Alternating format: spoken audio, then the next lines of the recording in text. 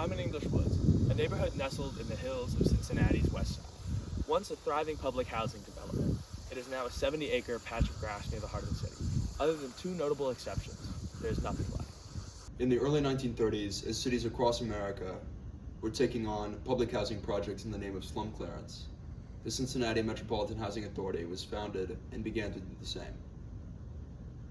One of the earliest projects built by the organization was English Woods, with residents moving in 1942. The neighborhood was initially very successful, and the CMHA continued to expand the neighborhood into the 1960s, with the last project being Market Manor, built in 1965. The neighborhood continued to thrive. The CMHA continued to invest in housing modernization, and it was considered a model for public housing. The neighborhood even had a public pool and some incredible views of the city. Back in the day, people really enjoyed living in English Woods. Even though we didn't have much money, we had a roof over our heads and a good community around us. Eventually, the houses started falling apart, and nobody came to fix them. Public housing projects are chronically underfunded. As time went on, English Woods began to deteriorate. In 1999, the CMHA launched a study into the cost of renovating the units. They determined it would cost $18,000 per unit.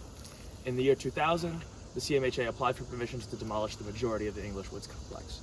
We heard that the city wanted to destroy our homes, which was devastating because we enjoyed living in them. We also knew that some political people in the city were opposed to this decision, and we hoped that they would bring some change to things. At the time, the CMHA leaders determined that the cost to renovate would be too great, so they moved the residents out of the majority of the units and demolished them. The CMHA recently renovated the Centerview portion of English Woods, making it some of the nicest public housing in the city. What the future holds for the rest of English Woods is unknown, but the possibilities are great. Nevertheless, only time will tell what will happen to this neighborhood.